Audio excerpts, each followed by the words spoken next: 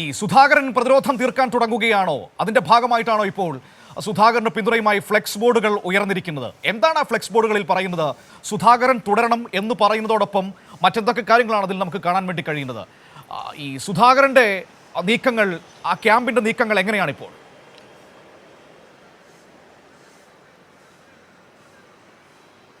മനു, രാജ്യത്ത് ഒരു യുദ്ധ സാധ്യതാ സാഹചര്യം നിലനിൽക്കുമ്പോൾ കോൺഗ്രസിൽ അതിനേക്കാൾ വലിയൊരു യുദ്ധം നടന്നുകൊണ്ടിരിക്കുകയാണെന്ന് തന്നെ നമുക്ക് പറയേണ്ടി വരും. നേരത്തെ അത്ര രൂക്ഷമായ നിലയിൽ സുധാകരൻ ഈ വിഷയങ്ങളെ ഒന്നും എടുത്തിട്ടില്ല എങ്കിൽ നിലവിലെ സാഹചര്യങ്ങളെ അല്പം ഗൗരവത്തോടു കൂടി തന്നെയാണ് KPCC പ്രസിഡന്റ് കെ സുധാകരൻ എടുത്തിട്ടുള്ളത് എന്നതാണ് നമുക്ക് മനസ്സിലാക്കാൻ കഴിയുന്നത്. കഴിഞ്ഞ ദിവസങ്ങളിലൊക്കെ ഉണ്ടായിട്ടുള്ള ചില കാര്യങ്ങളുണ്ട്. അതായത് ഈ നേതൃമാറ്റവുമായി ബന്ധപ്പെട്ട അടക്കം ഉയർന്നു വന്ന കാര്യങ്ങൾ, പാർട്ടിയിലെ തന്നെ ഒരു സുപ്രധാന നേതാവ് ഉണ്ടാക്കിയെടുത്ത ചില കാര്യങ്ങളാണ്. തനിക്കെതിരെ ഒരു നേതാവ് നീങ്ങുന്നു എന്ന ഒരു വിലയിരുത്തലാണ് സുധാകരനുള്ളത്. തന്നെ പരിഹസിച്ചും അതുപോലെ തന്നെ തനിക്ക് അസുഖമാണെന്ന് വരുത്തി തീർത്തും മാധ്യമങ്ങളിലൂടെ പലതരത്തിലുള്ള വാർത്തകൾ പ്രചരിപ്പിച്ചും ഒക്കെ തന്നെ സ്ഥാനത്ത് നിന്ന് മാറ്റാൻ ആസൂത്രിതമായൊരു ശ്രമം നടക്കുന്നുണ്ട് എന്ന് തന്നെയാണ് സുധാകരൻ്റെ നിലപാട്. ഇതിനെതിരെ കർശനമായ നടപടികൾ സ്വീകരിക്കാൻ ഒരുങ്ങുകയാണ് സുധാകരൻ. ആ നിലയിൽ തന്നെയുള്ളൊരു മറുപടി സുധാകരൻ നൽകും എന്ന് തന്നെയാണ് മനസ്സിലാക്കാൻ കഴിയുന്നത്. ഇതിൻ്റെ ഭാഗമായി കൂടിയാണ് സുധാകര വിഭാഗത്തിൻ്റെ നേതൃത്വത്തിലുള്ള ചില ആളുകൾ പലയിടങ്ങളിലായി സംസ്ഥാനത്ത് അങ്ങോളം ഇങ്ങോളം ഈ കോൺഗ്രസിൻ്റെ ഓഫീസുകൾക്ക് സമീപത്തെല്ലാം വലിയ ഫ്ലക്സ് ബോർഡുകൾ വെച്ചിട്ടുണ്ട്.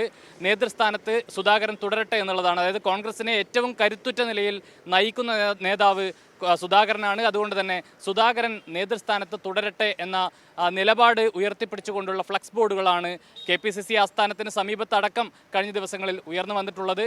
ഇതിൽ ഏറ്റവും പ്രധാനപ്പെട്ട നമ്മൾ കാണേണ്ട ഒരു കാര്യം എന്ന് പറയുന്നത്, ഈ സുധാകരനെ മാറ്റുന്നതിന് വേണ്ടി ചില നേതാക്കൾ ആസൂത്രിതമായ ഒരു ശ്രമം നടത്തി മാധ്യമങ്ങളെ അടക്കം ഉപയോഗിച്ച്, അതായത് തങ്ങളുടെ അടുപ്പക്കാരെ ഉപയോഗിച്ച് മാധ്യമങ്ങളിൽ അതിനാവശ്യമായ ചില വാർത്തകൾ വരുത്തുകയും അത് പ്രചരിപ്പിക്കുകയും ചെയ്തുകൊണ്ടുള്ള ഒരു ഇടപെടലാണ് നടത്തുന്നത്. അതോടൊപ്പം തന്നെ യൂത്ത് കോൺഗ്രസിൻ്റെ സംസ്ഥാന അധ്യക്ഷൻ രാഹുൽ മാങ്കൂട്ടത്തിലടക്കം കഴിഞ്ഞ ദിവസം വാർത്താ സമ്മേളനം വിളിച്ച് സുധാകരനെതിരെ, അതായത് സുധാകരൻ പരസ്യ നിലപാട് സ്വീകരിച്ചതടക്കമുള്ള കാര്യങ്ങളിൽ വലിയ തരത്തിലൊരു വിമർശനം ഉന്നയിക്കുന്ന സാഹചര്യമുണ്ട്.